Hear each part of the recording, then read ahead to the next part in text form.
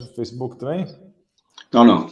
Olá, boa noite. Desculpe que deu problema na última hora no computador. Hoje tenho a honra de falar com o Dr. Alain Dutra, urologista, nosso youtuber, médico youtuber. Para quem não conhece ele, que não segue ele no Instagram. Ele atende em São Paulo e YouTube também. Então, seja bem-vindo, boa noite e muito obrigado pela aceitação do nosso convite. Para mim é um grande prazer e honra estar aqui conversando com você. Tem um conteúdo tão relevante, tão útil para as pessoas, né, numa linguagem simples, acessível, que as pessoas conseguem realmente ter um grande aprendizado, né? Tenho muito a aprender contigo aí. Bom, um assunto, né, muito curioso. A gente colocou que qual a relação entre seu cabelo, sua pele e a de emagrecimento com seu intestino, né? A gente sempre fala o intestino é segundo o cérebro, ele tem uma grande importância e relevância na nossa saúde. Então, vamos começar. Qual a relação exatamente do intestino com o cabelo? Se a pessoa começar a queda de cabelo, a gente consegue mudar o intestino ou o problema do intestino pode causar esse problema? Uma das ciências que foi mais estudada nos últimos 10 anos é do microbioma, que é o conjunto de bactérias que moram nas nossas mucosas, né? Mucosa respiratória, nariz, mucosa intestinal, também na região urogenital, ou seja, na bexiga, na parte urinária. Então, é muito importante as pessoas entenderem que é como se nós tivéssemos um órgão extra, um órgão virtual. Esse órgão virtual é esse conjunto de bactérias que são centenas de trilhões de micro-organismos que estão lá, especialmente nos nossos intestinos, que é o mais estudado, e eles produzem várias substâncias que fazem bem para o nosso organismo. Então, é muito importante haver diversidade dessas bactérias e também está sendo estudado também a diversidade de outros organismos, como fungos, vírus, que, por incrível que pareça, nem todos os vírus, nem todos os fungos e nem todas as bactérias, pelo contrário, são a minoria desses micro-organismos que causam doença. Então, quando você está com um conjunto de bactérias no seu intestino com pouca variedade, você tem pouca quantidade de espécies e elas estão desequilibradas na quantidade, você vai ter problemas para digerir uma série de alimentos, vai ter problemas para absorver uma série de nutrientes e muitos desses nutrientes são importantes para o cabelo. Então, a gente sabe que o cabelo depende muito das vitaminas do complexo B, especialmente a biotina e o ácido pantotênico. O nosso cabelo depende de zinco, de cobre, de uma série de aminoácidos. Então, se você não tiver uma boa digestão, um dos principais sintomas é queda de cabelo. Existe um tipo de queda de cabelo, que é a alopecia areata, que é quando você tem aquelas clareiras, né, aqueles buracos na cabeça. Está muito ligada também à parte emocional. A pessoa tem um estresse muito grande, um divórcio, morte de algum ente querido, e nós sabemos que é fundamental para o cérebro o eixo intestino-cérebro. Esse eixo intestino-cérebro ele é de fundamental importância porque essas bactérias que moram no intestino, como eu falei, que fazem parte, é um órgão virtual que produz uma série de substâncias, entre essas substâncias estão vários precursores de neurotransmissores, tá? Precursores do neurotransmissor GABA, que é o principal neurotransmissor calmante do cérebro. Então, dependendo das bactérias que tem no seu intestino, pode faltar GABA no cérebro. Faltou GABA no cérebro, você vai ter muito mais dificuldade de controlar a ansiedade. Tendo mais dificuldade de controlar a ansiedade, você vai ter disfunção do eixo hipotálamo pituitário adrenal, que é um eixo hormonal, tá? Entre duas glândulas no cérebro e outra glândula que fica em cima do rim. Essa glândula que fica em cima do rim, que é adrenal ou suprarrenal, ela produz vários hormônios, entre elas o cortisol e a adrenalina. Então, quando você tem esse desequilíbrio do eixo HPA provocado pelo desequilíbrio do eixo intestino-cérebro, você vai ter essa tal de alopecia areata que eu expliquei, que é essa queda de cabelo localizada, essa clareira que abre um buraco na sua cabeleira aí. Então, desde essa alopecia areata, passando também pela que nós chamamos de eflúvio telógeno, é um nome bem esquisito, complicado, mas que significa um tipo de calvície que é muito comum em mulher também, esse eflúvio telógeno, também está relacionado a estresse, também está relacionado a desequilíbrio das bactérias do intestino. Então, é muito comum mulheres estressadas, com distúrbio do cortisol, e que estão com esse desequilíbrio da flora intestinal, ter essa queda difusa de cabelo, que é esse eflúvio telógeno, e elas vão procurar o dermatologista. E hoje os dermatologistas que estão bem informados, como eu vi que você entrevistou recentemente a doutora Elisete Kaffer, né, que é lá de Campinas, que é uma excelente dermatologista, tricologista, que tem um conhecimento muito abrangente também das medicinas integrativas, né, da medicina quântica.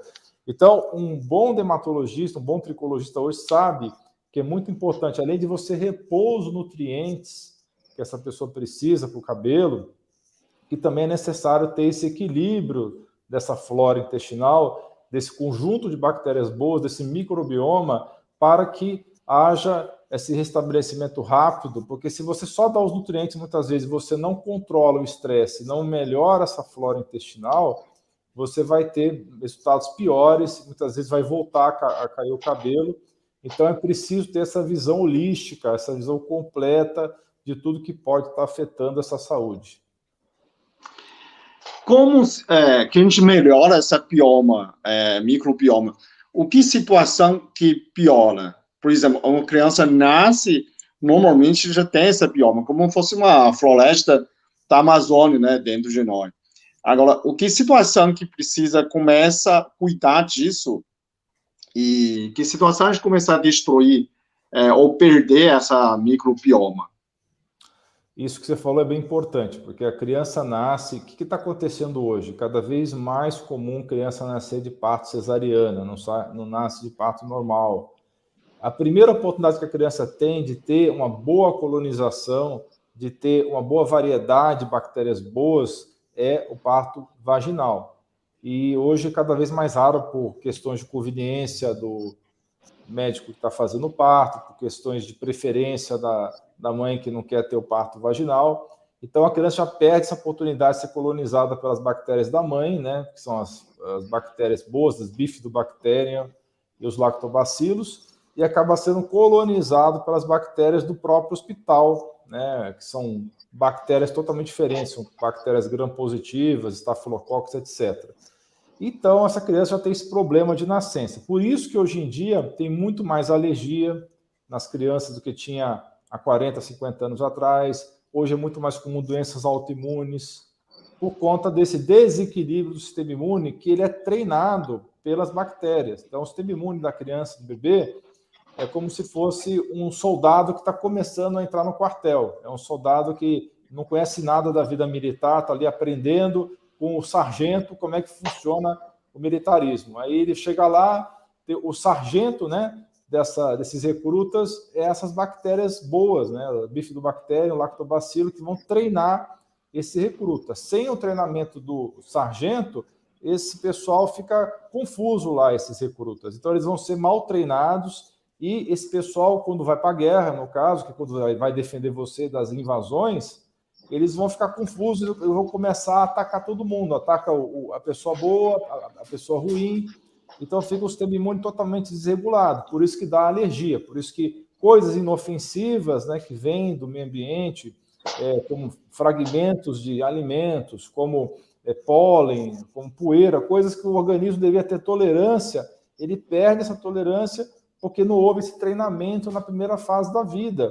Então, a segunda oportunidade desse bebê ter o treinamento, perdeu já essa oportunidade com parto que não foi parto vaginal, não foi parto normal. Agora, tem a amamentação. E o que está acontecendo também? As crianças cada vez menos amamentadas, né? A mãe não consegue amamentar a criança nem 3 meses direito, já está colocando fórmula infantil. Então, no leite infantil, para você ter uma ideia, o segundo componente mais abundante do leite materno é um tipo de açúcar complexo que a finalidade desse açúcar é alimentar a bactéria. Isso é uma coisa que, quando eu descobri, eu fiquei super surpreso. Quer dizer, o segundo elemento do leite materno mais frequente não é para alimentar o bebê, é para alimentar as bactérias do bebê. Como prebiótico. É um prebiótico específico para quem não sabe, prebiótico é uma comidinha das bactérias.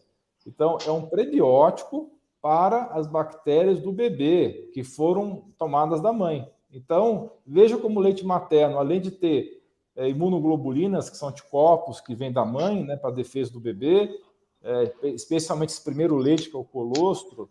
Tem também bactérias boas da mãe e tem ainda os constituintes para alimentar essas bactérias. Então, quando você não amamenta o bebê, esse bebê vai estar muito prejudicado, especialmente se ele nasceu de parto cesariana. Então, hoje, como é muito frequente as pessoas nascerem já com desbiose por conta da situação que nós estamos conversando aqui, é muito importante. Então, esses conceitos que nós estamos conversando, prebióticos, são as fibras. Você come vegetais, você come chicória, você come folhas, você come uma série de vegetais, que essa parte que você não consegue digerir, na verdade, ela vira alimento para a bactéria. Então, a fibra, você não tem enzima para digerir no intestino, mas as bactérias têm.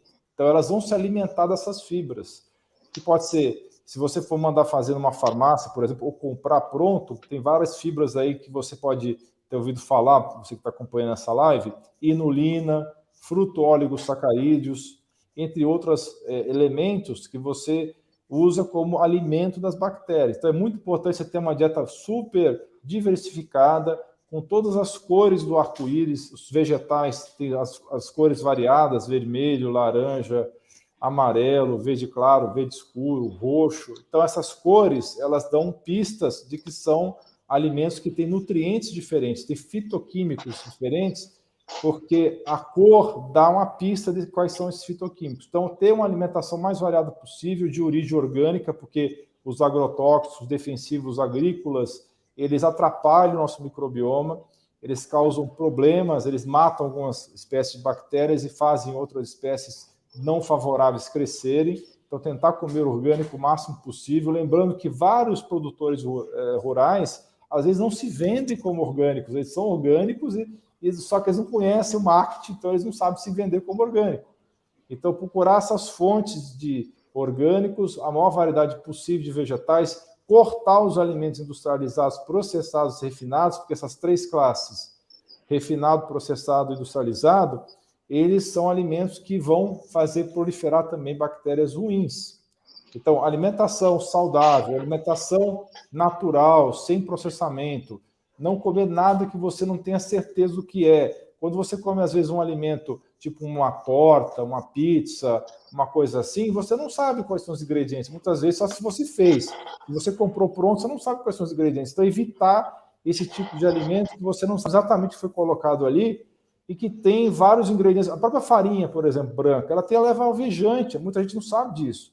Essa farinha brasileira nossa, como é que um país que produz pouquíssimo trigo consegue ter pão para todo mundo?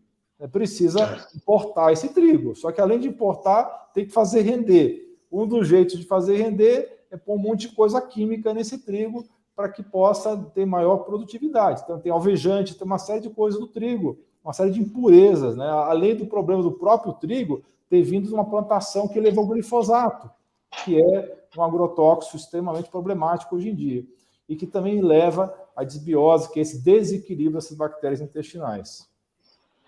Então, tem o seguinte, eu sempre quis perguntar, eu tenho uma paciente com uma criança que já nasce com esse problema que você está falando, já tem alergia alimentar, ela está com muitos alimentos, espero que a mãe do Maria Clara está assistindo. Essa criança tem quase todos os alimentos que ela tem alergia. Eu não sei a origem, como foi, mas eu falo assim, como que soluciona esse problema? A criança pode suplementar esses probióticos que a gente tem no farmácia, no mercado, tem bastante, tem 20B, Simioflora, que a gente conhece, tem aquela leiba, tem bastante, ou pode fazer uma manipulação de vários sebos também, né? Agora, a criança pode suplementar nessas probióticos e outra. Pelo que você falou, se tivesse um banco de leite materno, de humano, se tivesse, será que esse banco de leite pode trazer para essa criança, junto com o probiótico, sanar nessa alergia? Porque tem uma alergia exagerada, quase todos os alimentos que ela come tem alergia, são poucas que sobram.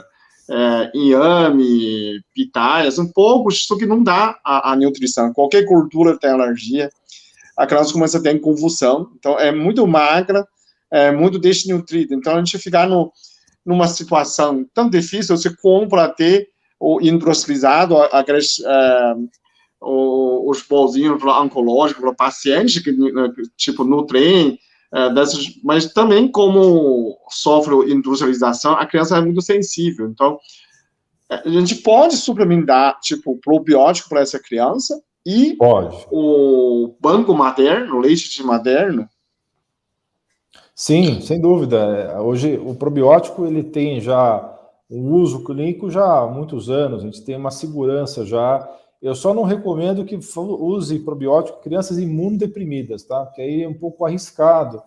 Então, se a criança tiver algum sinal de imunodepressão, ou seja, o sistema imune dela está muito inativo, pode acontecer, às vezes, de uma espécie de bactéria probiótica ter um efeito de ser uma bactéria oportunística e provocar uma infecção na criança. Então, é meio perigoso nesse ponto. Na verdade, uma situação dessa, tá? A gente está muito incipiente ainda no transplante fecal. Mas um caso desse, como você está falando, eu acho que seria um grande candidato. Tem alguns centros agora no Brasil fazendo transplante fecal. Tem o Hospital Albert Einstein, você tem a Beneficência Portuguesa, faz também. Então, tem um professor José Kang, né, do Einstein, ele fez bastante esse trabalho já, né? Seria uma boa recomendação. Tem outra pergunta, como você é urologista, eu não sei se você percebe disso, quando o paciente toma antibiótico, essa infecção urinária, ela é recorrente, cada 3 meses volta a recorrer. O que acontece nesse caso?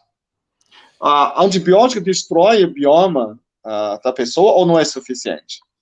Hoje nós temos estudos, tá? São bem menos evoluídos do que no caso do intestino, mas a gente tem hoje bem claro que existe um bioma urinário. Tem bactérias que são diferentes em homens e mulheres, um pouco diferente, mas existe uma flora. Antigamente se achava que a urina era estéril, né?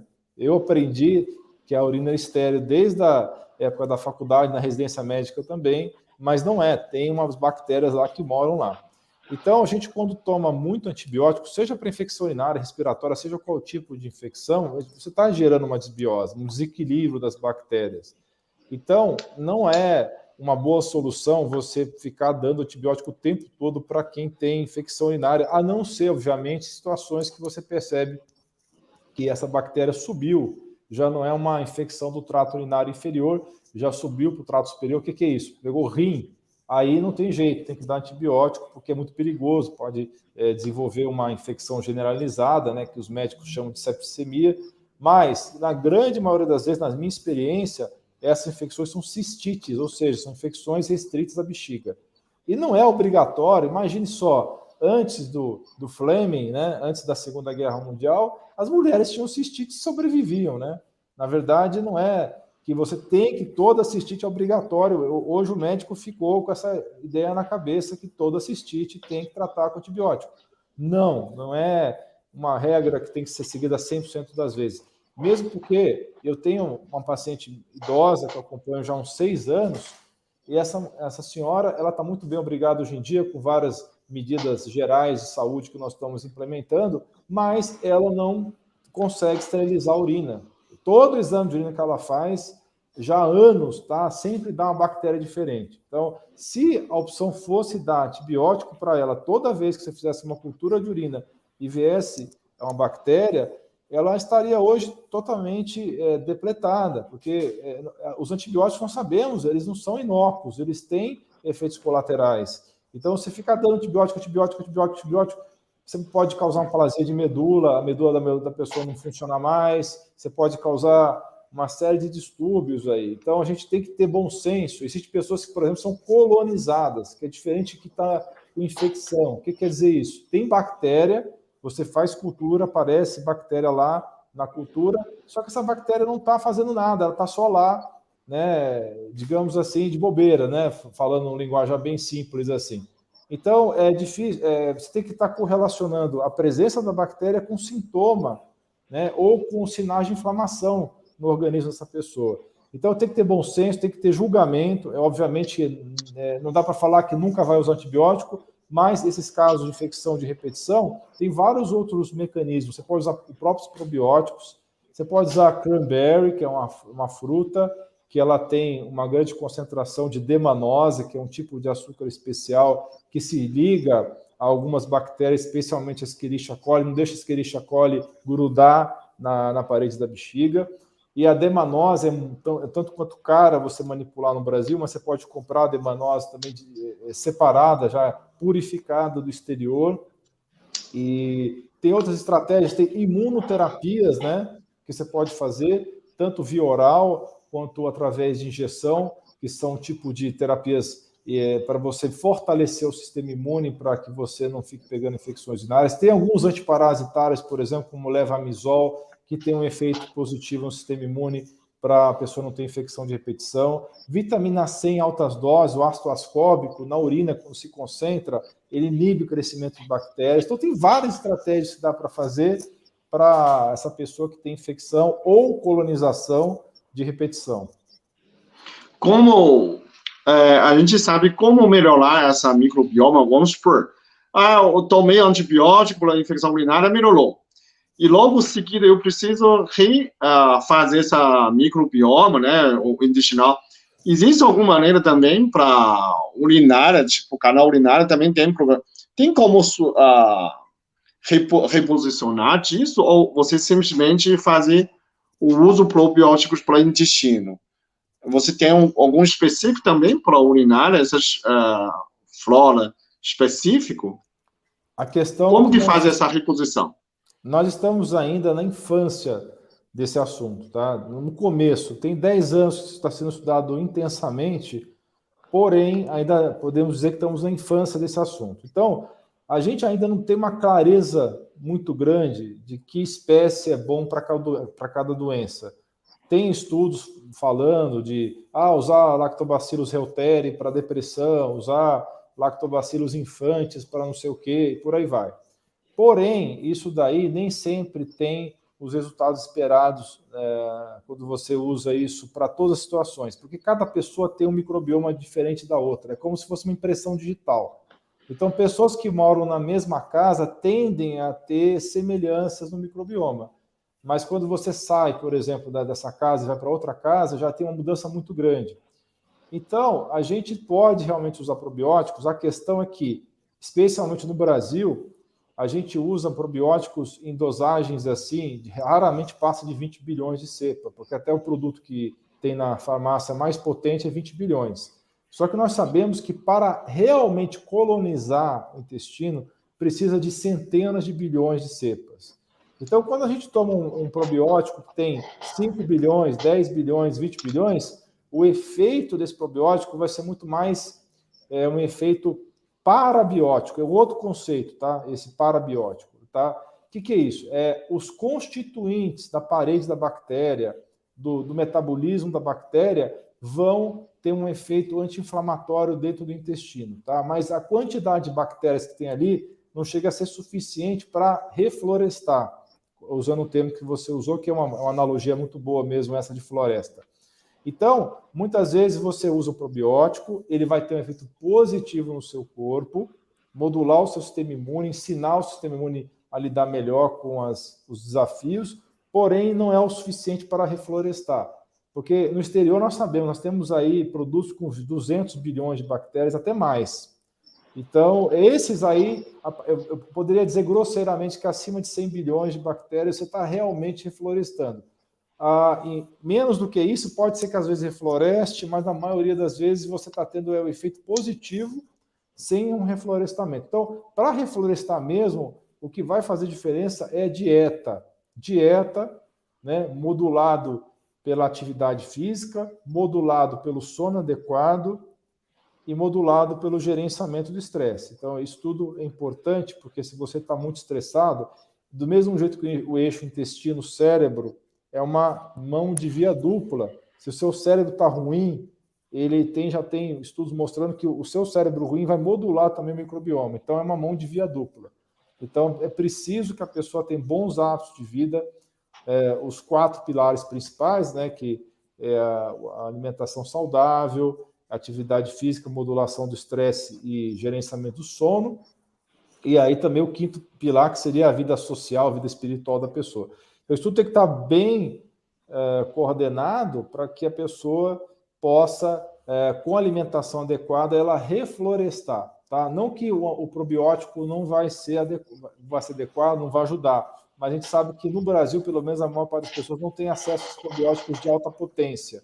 Então, o probiótico vai ter o seu papel, mas mais importante ainda é a alimentação adequada. E a gente ainda não tem dados suficientes, por exemplo, respondendo a sua pergunta do microbioma urinário, a gente não tem dados suficientes ainda para saber qual é a combinação exata de cepas que vai ser adequada para reposicionar esse microbioma urinário para que essa pessoa não tenha mais infecção de repetição. O mesmo que o probiótico, se você não reposicionar, tipo, se não toma probiótico, mesmo com essas 4 pilares de alimentação saudável, exercício, estilo de vida, onde a gente adquire essas espécies diferentes? São os milhões de espécies, né? Alguns trilhões de bactérias, pelo convívio no ambiente. Também. Isso tem. Você não precisa suplementar nessa situação. Não, o probiótico ele vai ser muito útil, sim. Tá? Muito útil. Mas como eu falei, na grande maioria das vezes, mais pelo efeito parabiótico que esse efeito modulador do sistema imune. Porque o reflorestamento é mais difícil de acontecer pelas essas questões que eu falei, porque são, como você falou, são trilhões e trilhões de bactérias, né? Se você comparar 100 trilhões de bactérias com 2 bilhões, são números bem... pouquíssimo. Então, os estudos mostram que é mais o transplante fecal que vai fazer esse efeito mais intenso do que o uso de... Nesse caso, né? Ficou muito mais eficiente.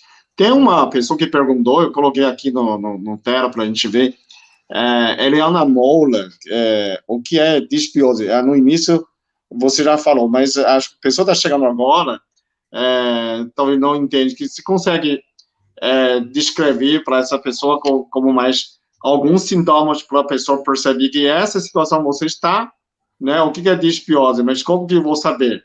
E essa situação você provavelmente está disbiose. O termo disbiose é um termo bem amplo, bem genérico. Significa o quê? Você está com as bactérias bagunçadas. Vamos falar assim que é bem simples de entender. Bactéria bagunçada no intestino, tá? Vamos fazer uma analogia aqui para ficar bem simples, tá? Imagina que você está fazendo uma comemoração na sua casa e com a sua família inteira lá, tem 50 pessoas na sua casa, está todo mundo harmonioso, todo mundo confraternizando, as pessoas se ajudando, uma responsável por limpar os pratos, outra responsável por limpar as mesas, outra pessoa responsável por servir os convidados, por aí vai. Isso aí seria um microbioma harmonioso, tá? Seria esse conjunto de bactérias, no caso, nós estamos fazendo analogia com pessoas, né? Como você, contrário simbiose, seria disbiose, seria o contrário de simbiose? Mais ou menos, mais ou menos. Mais ou menos. Seria aí vamos dizer que nessa festa aí veio os penetras, né? Entrou aí 20 pessoas penetras nessa festa e todo mundo meio alterado, beberam, estão meio drogados e começa a bagunçar tudo, quebra tudo dentro da casa, começa a incomodar os convidados, não é verdade? Começa a gerar um tumulto naquela casa. Esse tumulto é a disbiose.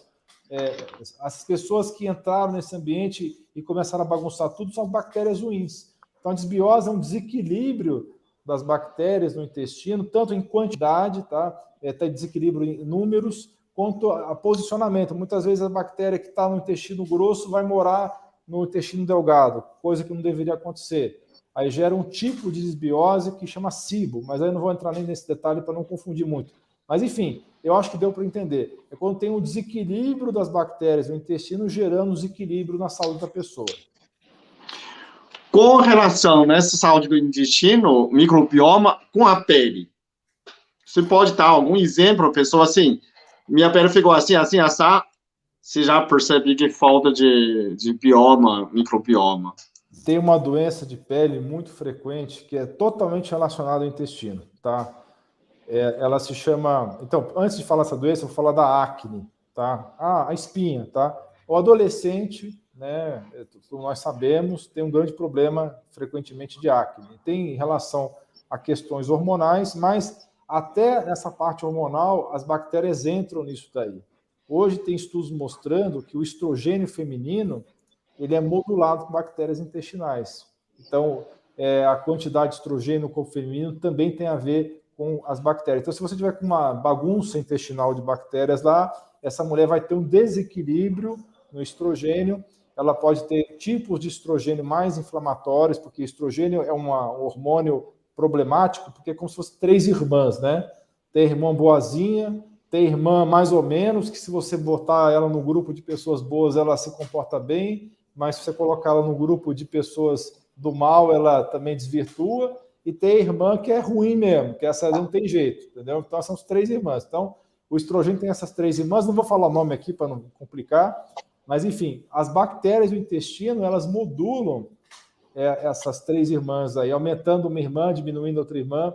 Então, tem a ver até com isso. Então, e o acne, quando você cuida do intestino, hoje as pessoas conhecem que é tratamento com aquela medicação que é derivada da vitamina A, do ácido retinóico, é o Roacutan, e esse remédio ele é muito eficiente para acne, só que ele é muito pesado no organismo, ele pode dar problema no fígado, pode dar problema no coração.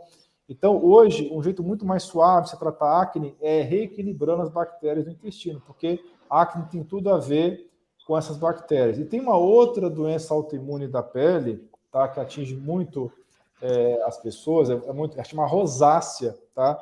Ela pega especialmente a região do nariz, fica vermelho, ou aqui próximo dos olhos, tal. Lembra um pouco, às vezes, lúpus, né? Pode confundir, às vezes, com lúpus, que é uma outra doença autoimune. Então, a rosácea é uma doença extremamente ligada à saúde intestinal. Então, se você está com bagunça intestinal das bactérias, é muito mais frequente você desenvolver esse problema. Então, você arrumando a casa, arrumando essas bactérias, muitas vezes você consegue regredir totalmente a rosácea. Então, existe uma relação direta. Muita gente tem problema de pele, pode ser também aquela chamada dermatite atópica, né, que é aquela sensibilidade que a pele tem a várias substâncias químicas, tem a ver também com o microbioma intestinal, com a bagunça das bactérias. Quando você arruma a bagunça, também melhora essa situação. Então, tem várias doenças de pele que são ocasionadas pelo desequilíbrio das bactérias. Eu vejo que muita gente não tive acne, não tive espinhas, né, quando era adolescente, começa a ter, depois, adulto, né, fase adulto, e aí começa a arrumar a flora intestinal, né, começar a melhorar nesse sentido. Bom, eu vou perguntar mais uma pergunta que a gente seguiu no título, a gente depois vai pega perguntas dos pessoas que assistem o nosso live. Bom, existe essa relação de boa saúde intestinal com emagrecimento? É mito ou é verdade? Não é mito. Existe um experimento clássico agora. Na verdade, deixa eu deixar uma coisa muito clara. Tem pessoas vendendo produtos aí, eu não tenho nada a ver com esses produtos. Eu quero deixar claro que emagrecimento é uma coisa totalmente ligada ao estilo de vida. Então, você não pode dissociar o emagrecimento de mudanças profundas no estilo de vida. Não tem jeito. Então, as pessoas querem buscar uma solução para o emagrecimento. Não tem uma solução só. Nós vamos comentar aqui sobre a saúde intestinal, tem tudo a ver com isso, mas também não existe um produto milagroso que você tome e que aquilo ali vai resolver sozinho se você não fizer o dever de casa. Então, não adianta você procurar um produto que vai fazer uma revolução no seu microbioma para emagrecer se você não fizer o dever de casa, tá? Não quer dizer que esse produto possa ajudar. Pode ajudar, sim. Ele pode ajudar, só que sozinho não vai resolver também. Então, não é mito, porque existe um experimento que foi feito com ratinhos, já é um experimento clássico, que foi o seguinte: pegaram um ratinho gordo e que comia lá uma ração específica e pegaram, esse rato nasceu sem as bactérias do intestino. Ele é um rato que eles chamam germ-free, quer dizer, sem bactérias. E aí pegaram o material, o microbioma intestinal de um outro rato magro, esse sim que tinha as bactérias desde nascença, não teve essa característica de nascer sem as bactérias, e fizeram um transplante fecal no outro ratinho gordo, e o ratinho gordo ficou magro. Tá? E fizeram o contrário também, e a mesma situação, o ratinho que era magro ficou gordo. Então, existe sim um papel importante. Nós sabemos que até 10% de toda a energia que o nosso corpo utiliza vem de bactérias do intestino. Então, além das bactérias do intestino ter a função de defesa do nosso organismo, eu estou falando das bactérias boas, né, do microbioma, ter função de digerir vários alimentos, ter função de produzir várias vitaminas, especialmente vitamina K2, vitaminas do complexo B, tem funções também de fazer o detox de várias substâncias químicas que vêm do meio ambiente, tem função neuromoduladora, de produzir neurotransmissores, várias outras funções, não vou ficar aqui aborrecendo as pessoas com todas as funções que tem. Porém, se você tiver uma dieta rica em carboidrato refinado, em açúcar, em alimentos industrializados, você vai favorecer essas bactérias que vão te engordar. E se você tiver uma dieta rica em vegetais, bem diversificado e que tem baixa quantidade de fécula, ou seja, vegetais que crescem acima do solo, com variedade fitoquímica, você vai ter um microbioma mais para magro. Então, com certeza não é mito. Existe hoje combinações de probióticos que você pode fazer que ajudam no emagrecimento. É mais uma estratégia que nós temos, além de várias outras estratégias, são dezenas de estratégias que você pode estar atuando para o emagrecimento e, novamente, esclarecendo as pessoas. Não é pegar uma cápsula de probiótico, tomar, está tudo resolvido. Não tem jeito, tem que fazer atividade física, tem que fazer gerenciamento de estresse, tem que fazer gerenciamento do sono, tem que controlar os hormônios. Muita gente não emagrece ou por problema na tireoide, ou problema no sistema adrenal, por cortisol desequilibrado, ou por problema de excesso de estresse, ou por problema de, às vezes, falta de testosterona, ou até desequilíbrio entre progesterona e estrogênio na mulher. Então, é complexo, é um assunto bem complexo. Muito mais complexo. Então, não fica essa ideia também que é só tomar um probiótico que vai resolver tudo, não.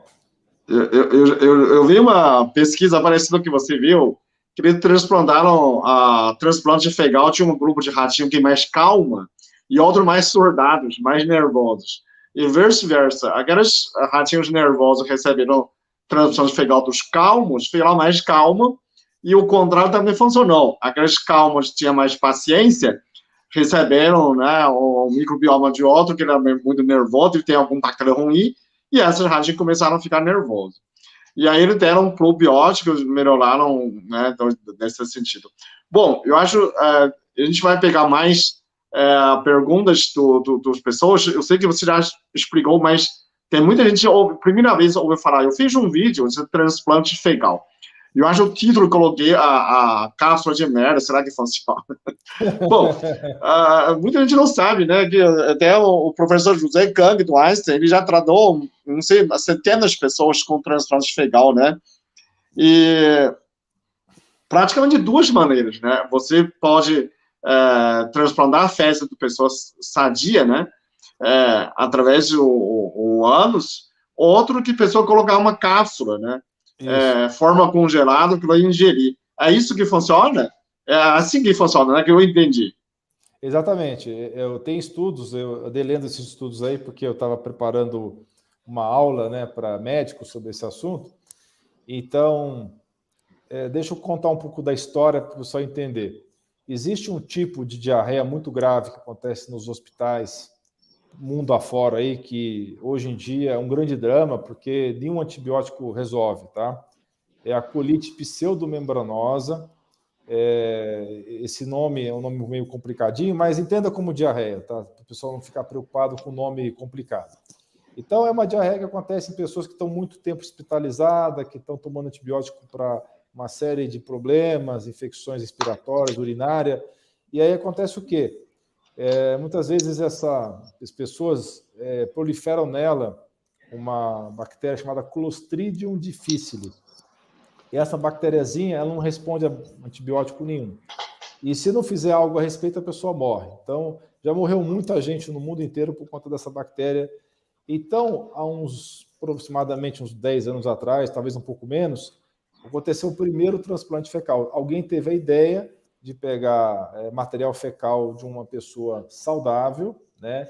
Hoje existem protocolos muito rigorosos, caríssimos, inclusive, porque você tem que fazer um monte de teste nessas fezes para saber se tem bactéria ruim lá, porque imagina o problema legal de você pegar um material fecal de uma pessoa e ter uma doença lá e você transferir essa doença para uma pessoa que está doente, né? Então tem todo um protocolo muito rigoroso para ver se essas fezes estão adequadas.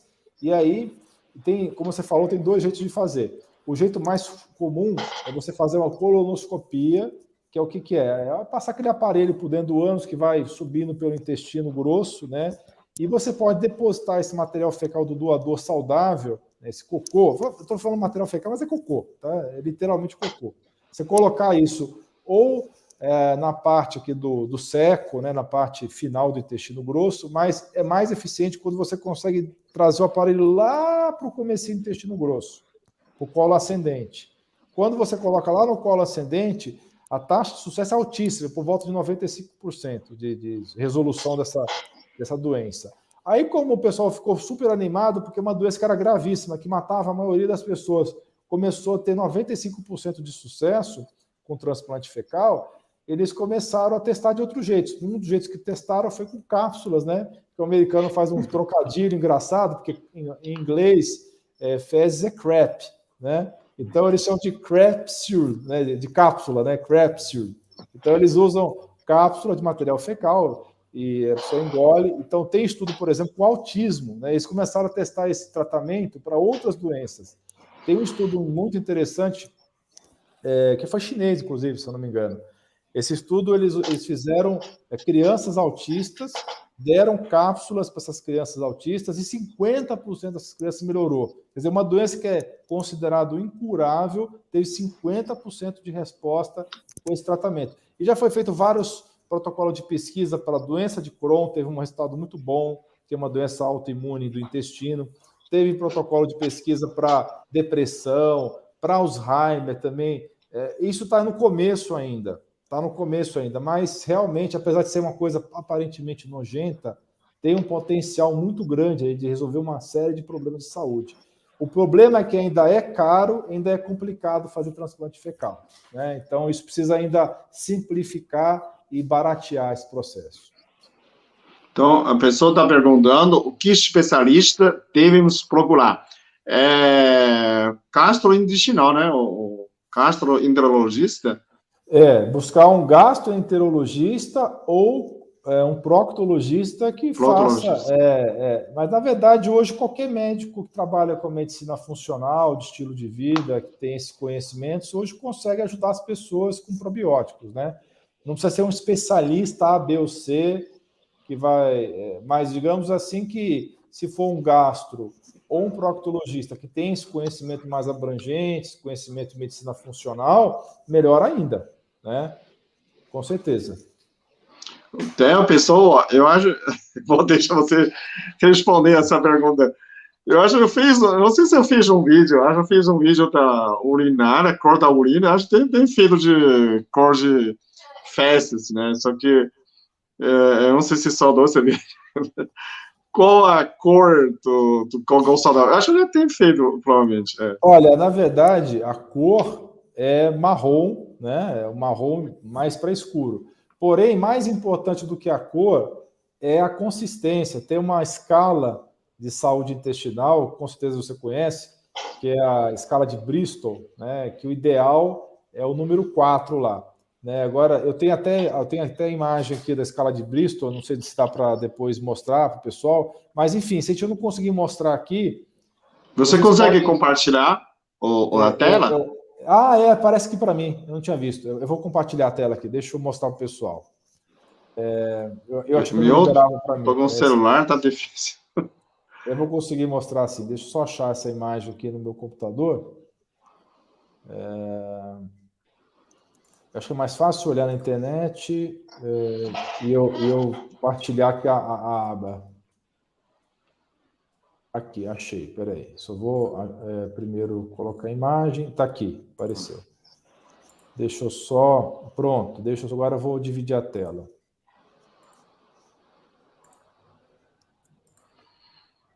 Pronto. O pessoal está vendo aí? Não apareceu. Ainda não? Não apareceu. Bom, vamos falar mesmo. Não, peraí, eu tenho que mostrar aqui. Agora é o que eu entendi aqui, peraí.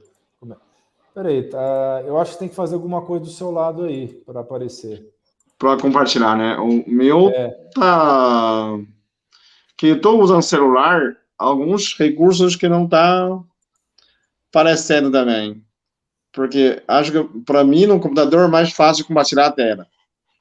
Aqui não está hum, acontecendo.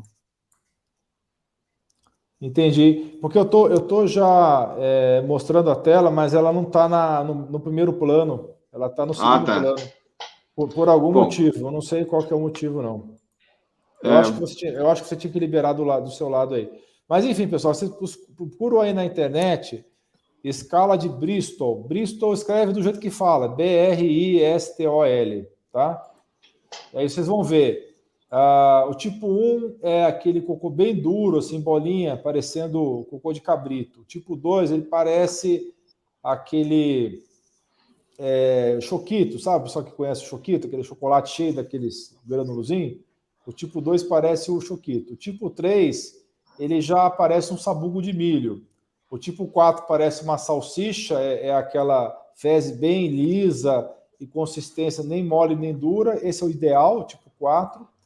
O tipo 5 já é aquelas bolotas moles, e o tipo 6 e 7 já é fezes semilíquidas e líquidas, tá? Então, vocês procuram lá a escala de Bristol, vocês vão achar no Google facilmente isso daí. Então, o ideal é o tipo 4, tá? É as fezes mais saudáveis. a cor, sem dúvida, né? Marrom é o que mais certo, né? O vermelho você pode ter sangue visível, né? Tem a preto pode ter sangue invisível, a pessoa também Exato, precisa procurar exato, médico para fazer exames. exato. Agora, se você come pitaia, come beterraba, pode ter fezes cor-de-rosa, aí não vai, não vai contar nessa. Vitamina B também, né? B12, vitamina B12 quando injeção pode aparecer na urina, né? Na fezes é difícil, mas pode aparecer urina. Bom, é, tem gente que está perguntando, Crystal, Kristou, né? É isso aí. Não, é Bristol. É por isso com B. Eu vou digitar aqui nos comentários. Eu não consigo digitar, não. Tá, mas eu vou escrever aqui no nosso bate-papo aqui, você mostra na tela deles aí, por favor. Você consegue mostrar na Tá, aí eu tela? fixo. É. É Bristol, B-R-I, B de bola, R de rato, I de igreja, S de sapo, T de tatu, O-L, Bristol. Igual aquela cidade lá da Tem Inglaterra. isso aqui, ó. Aí, ela escreveu aí. Ela A escreveu Vivian aí. colocar isso aqui. É, É isso. é isso aí. É isso aí. É isso aí. Tem É, várias pessoas que colocou. Não parece ser, é. mas é isso aí, é isso aí. Muito bom. Bom, dando uma aula muito bom, pessoal. A gente começa a falar o saúde intestinal, começar a fazer cocô. A criança adora falar, né? Quando a gente era criança, fazia tudo. Até a pessoa faz um poema cheio de cocô.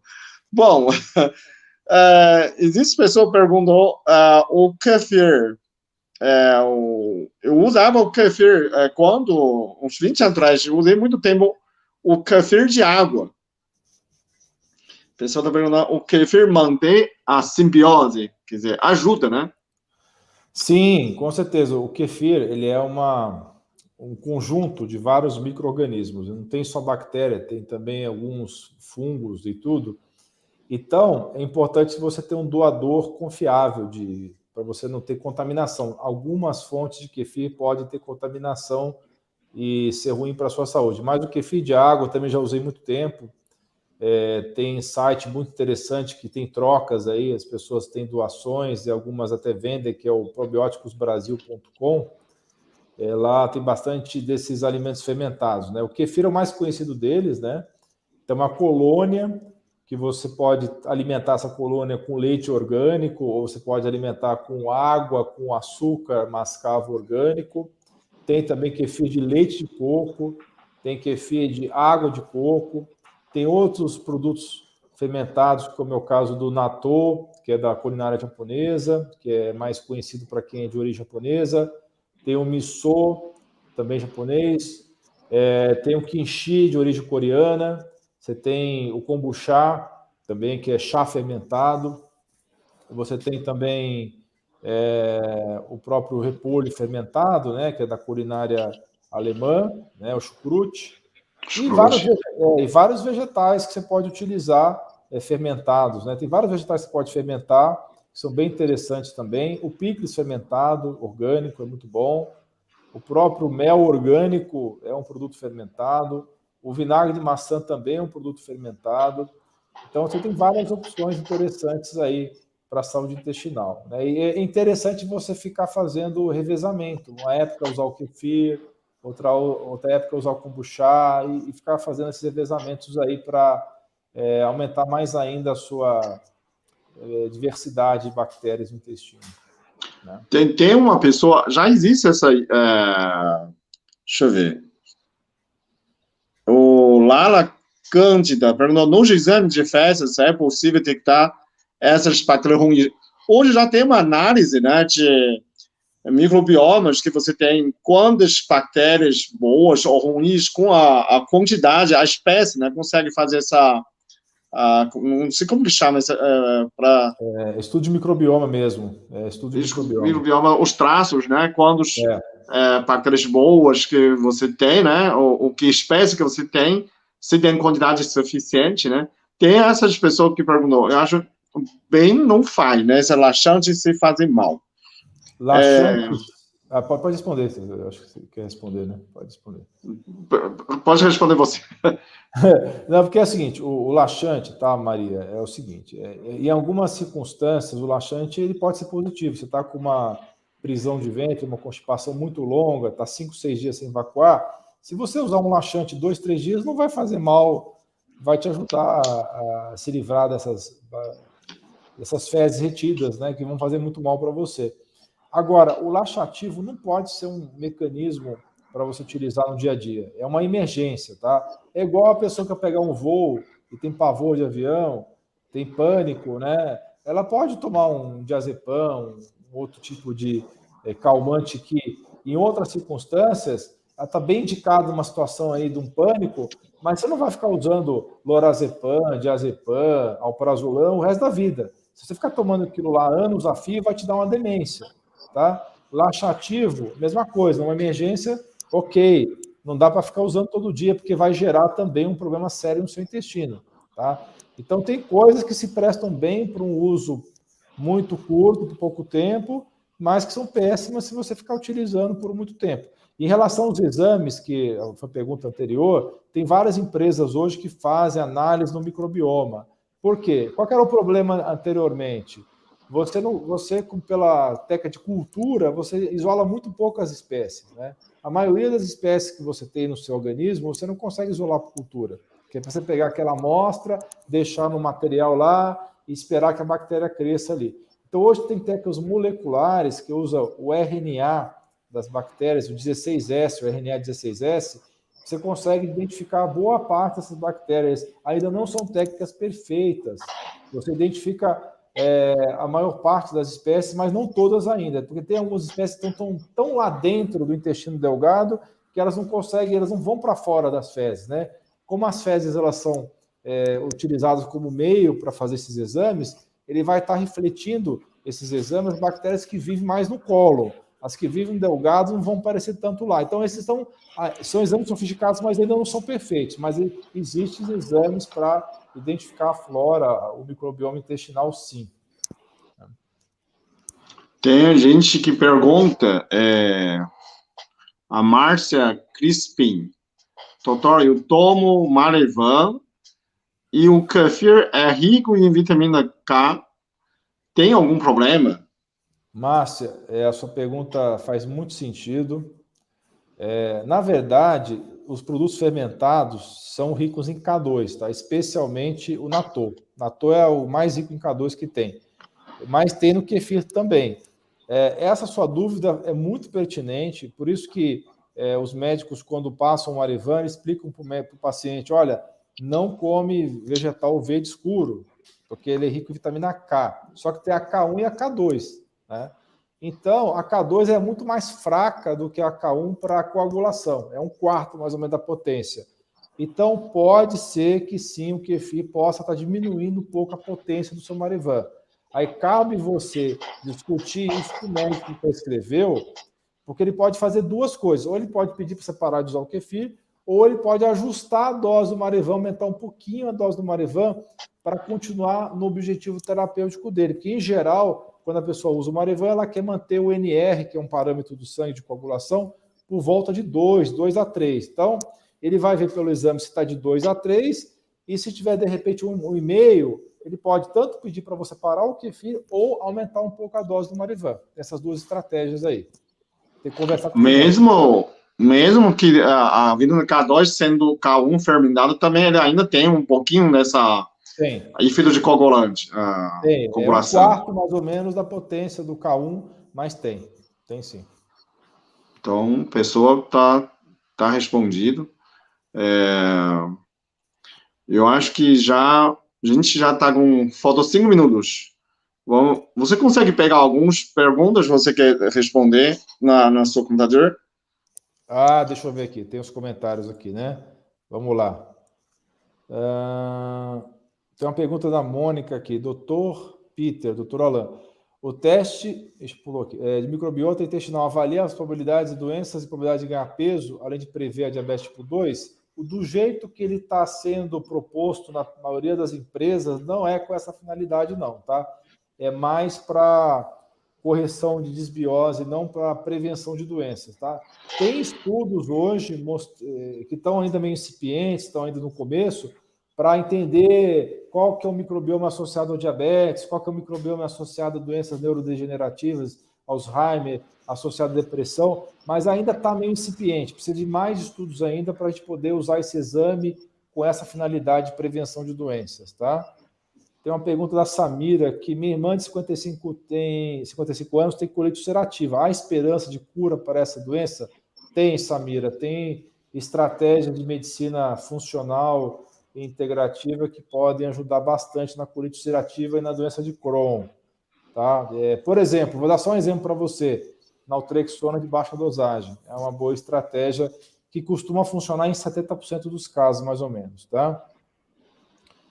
Família Santiago, boa noite. No meu exame de desbiose deu traços. O que dizer? Ele deve estar falando do exame, o Indican. Ele deve estar falando do teste Indican. Se for Indican, traço de desbiose, tem que tratar de desbiose. Uma boa estratégia seria usar probióticos. Tá? Uma pergunta aqui sobre o probiótico Prolive, se ele é muito fraco. Olha, ele é um bom probiótico, sim, viu? Ele é intermediário, tá? Não vou dizer nem que é fraco, nem que é forte. Tem probióticos mais potentes no mercado do que esse. Você consegue falar alguns no nosso mercado, nosso atual? Olha, o que eu conheço é mais... tem um probiótico importado, o VSL4, ele é muito potente, é muito bom. O VSL4... é um exemplo desse probiótico que você pode importar. Ele não dá para achar ele na farmácia comum, não. Tá? Mais forte que o Prolive, eu acho que só importado mesmo. Tá? Não é do mercado nacional, não. O que mais aqui? Tem perguntas sobre prata coloidal aqui, mas eu não conheço estudos falando de prata coloidal com microbioma. Eu sei que a prata coloidal é um ótimo antimicrobiano genérico, né, que não tem esse problema da resistência bacteriana, mas eu não conheço estudos específicos de prata coloidal com microbioma, por isso que não dá para responder muito específico. Vamos lá. Benedita, emagreci, mas meu intestino é preguiçoso. O que pode ser? Quando a gente emagrece, a gordura do fígado também diminui? Sim, Benedita. Quando você emagrece, inclusive, antes de você perder gordura da região ali da pele, você começa a perder a gordura do fígado. Tem gente, por exemplo, que demora uns 3 meses para começar a emagrecer, porque tem muita gordura no fígado, ela começa a queimar primeiro, antes de você queimar o resto da gordura. E o intestino é muito importante você resolver essa constipação que você tem, porque resolvendo a constipação você vai ajudar no processo de emagrecimento, tá? Então os probióticos vão ter um papel importante nisso daí. Fátima está perguntando, deficiência de B12 causa danos ao intestino? Fátima, deficiência de B12 causa danos no corpo inteiro, porque é uma vitamina muito importante no processo de geração de energia, na saúde dos neurônios. e também exatamente como o intestino, muita gente não sabe disso, mas o intestino é o segundo órgão do organismo em número de neurônios. Né? O sistema neuroentérico só pede número de neurônios para o cérebro. Então, com certeza B12, deficiência de B12, além de ser a deficiência em si de B12 é causada por deficiência no metabolismo intestinal, porque para absorver a vitamina B12 é complexo, precisa do fator intrínseco do estômago, que é produzido pelas células parietais, para aquele conjunto da B12 com fator intrínseco ser absorvido lá no final do delgado. Então, é complexo esse processo, e a desbiose intestinal atrapalha a absorção de B12. Então, é uma via de mão dupla. A deficiência de B12 atrapalha o intestino, e o intestino doente atrapalha a absorção de B12. Muito bom, muito bom. Bom, tá bom, né? A gente já chegou no fim, já, né? Coisa boa que passa muito rápido, já chegou 1 hora. Aqui eu agradeço muito pela sua participação no nosso live. Agradeço por você, por nossos públicos, né? É uma aula muito boa. A pessoa precisa rever alguns conceitos, se quiser, pode. Esse vídeo vai estar no meu canal. Então, muito obrigado. Espero mais outras oportunidades de discutir outros assuntos. Agradeço a pessoa que acompanhou nós até agora. Todo mundo, boa noite. Que fique com Deus. Igualmente, eu agradeço muito o convite. Foi um prazer estar com você e com a sua audiência aí de pessoas aí bem bacanas aí. Grande abraço a todos. Boa noite, pessoal. Tchau, tchau. Encerrar.